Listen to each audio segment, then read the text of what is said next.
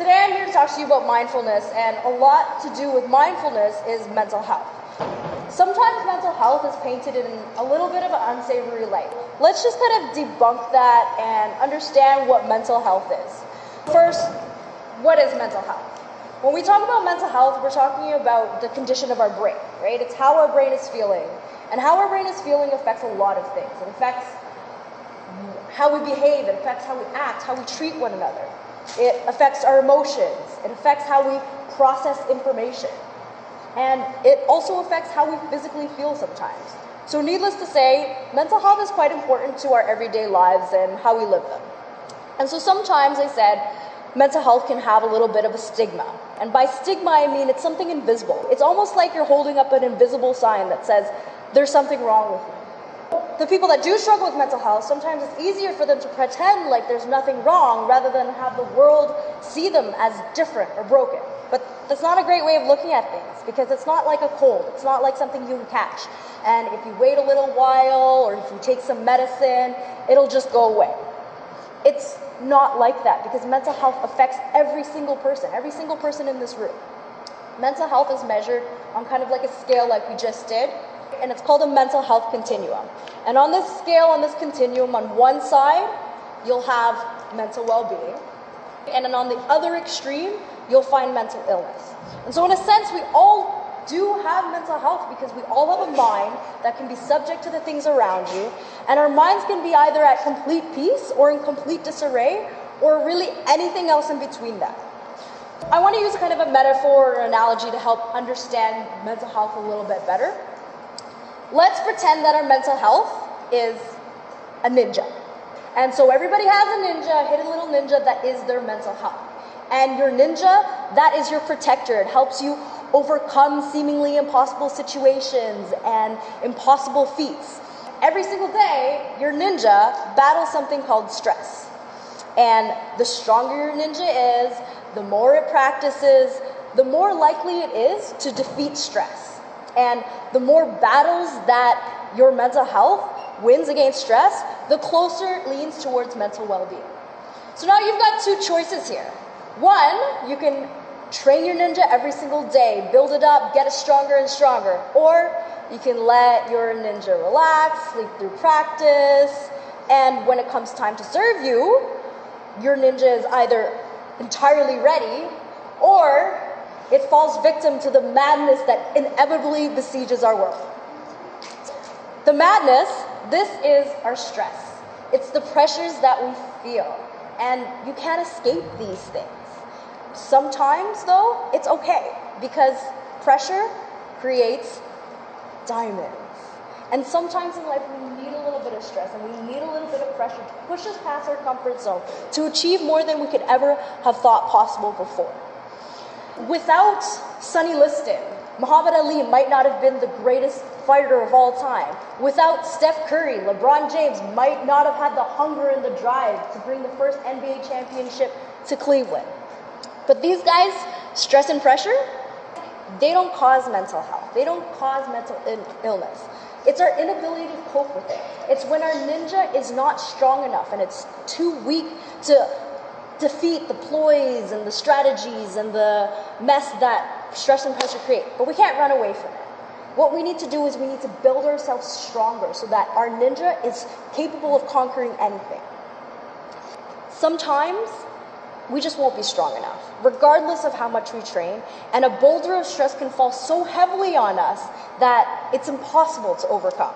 And that's why we need to work together to destroy the stigma, to destroy the judgment, so that we can overcome seemingly impossible situations. Because an army of ninjas is better than just one. Let's step outside of this metaphor for just a little moment, okay? So our mental health is a ninja, and we need to train our mental health. We need to train our ninja, right?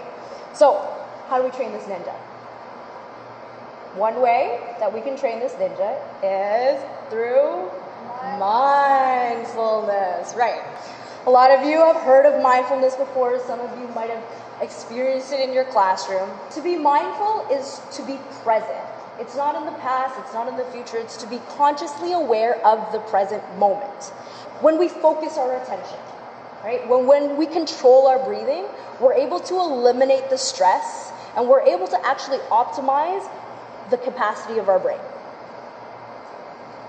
Let's do a little bit of practice. Let's practice some mindfulness. We're going to do a 30-second breathing exercise. And in this exercise, I'd like you to focus on your breath. I'd like you to focus on the air that you breathe in through your nose, fill your lungs, and exhale through those same nostrils. In this exercise, I plead you to focus on the activity. Resist the urge to speak to one another, to disrupt the training of your ninja, because this is training. This is a training for your brain. Okay, are you ready? Start with sitting in a comfortable position. Relax your shoulders. Relax your jaw. Release any tensions that you may feel in your jaw. Let your eyelids begin to get heavy. And you can close your eyes if you wish. Focus on your breath as it goes in through your nostrils and it comes out once again. Don't try to change your breath. Don't try to change the pace. Feel the air, fill your stomach, coming in and out. Let your belly feel soft and relaxed. Now, try to make your breath a little bit slower. Try to breathe just a little bit more deeply.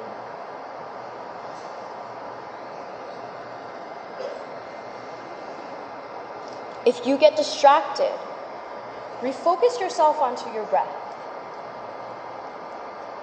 Slowly begin to open your eyes. Take a deep breath in and smile. Okay, how many of you were able to stay focused on your breath? Maybe you got a little bit distracted by a couple of thoughts. Yeah? All right. It's a good number. All right, hands down.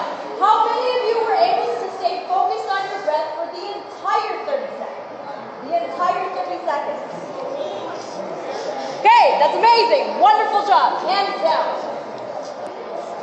If you were able to focus on your breath, if you were able to just think about your breathing, your brain did something right there. Whether or not you realize, your brain opened up an unobstructed path for clear thoughts to pass through.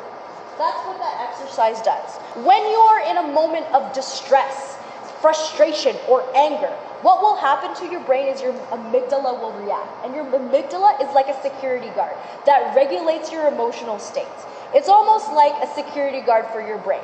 So when you are in a positive and calm emotional space, what will happen is your security guard will say, hey, positive thoughts, any reasoning thought to my thinking brain will come through. If I am in a negative emotional state, your security guard will stop any reasoning from coming through to your thinking brain, and you won't be able to evaluate the situation in all angles.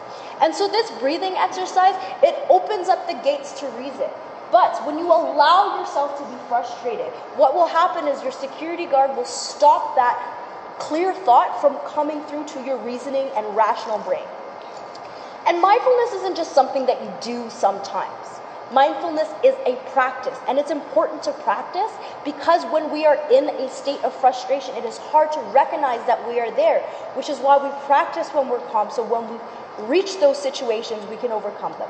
In the same way that a basketball player practices his shot to know the release. In the same way that an artist will practice their artwork through sketching and their skills. We need to allow our mental ninja to practice through mindfulness, to practice through breathing exercise, to open up our mind to logical reasoning and positive space. We've got so much stimulus in our world, right? We've got cell phones, laptops, computers, TVs, activities, people around us, chores, responsibilities. It's no wonder it's so difficult to focus on just one thing for 30 seconds. It's really, really difficult. But I swear to you, it will get easier with practice. And so, let us practice one more time. We are going to do this breathing exercise and try to stay focused for the entire time. All right? Are we ready? Sit in a comfortable position. Relax your shoulders. Do not allow those around you to disrupt your opportunity to practice your training for your brave, for your ninja. Relax your jaw. Feel your eyelids begin to get heavy. You may close them if you wish. Feel your breath coming in and going out. Don't try to change your breath. Allow it to take its course.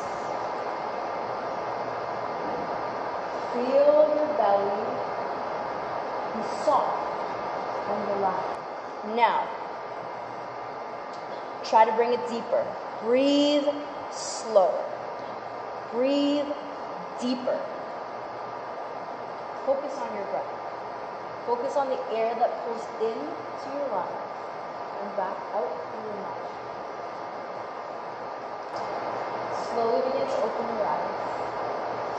Take a deep, deep breath. And smile, please. Let me see those teeth. All right. So,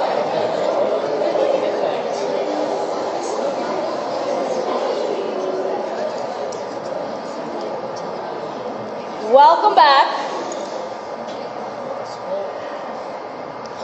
Thumbs up if you think you were more focused. Thumbs down if not. Thumbs to the side if you were about the same. Love all the thumbs up. Okay, hands down. Thank you everyone that participated. Thank you everyone that validated their time to give yourself the practice. And again, this is practice, right? It's valuable. Same way that you go to practice for your flag football team or your cross-country team. We need practice. It is valuable to us in the sense that it trains our mind. Thank you. Thank you, everyone, for being such a wonderfully attentive audience.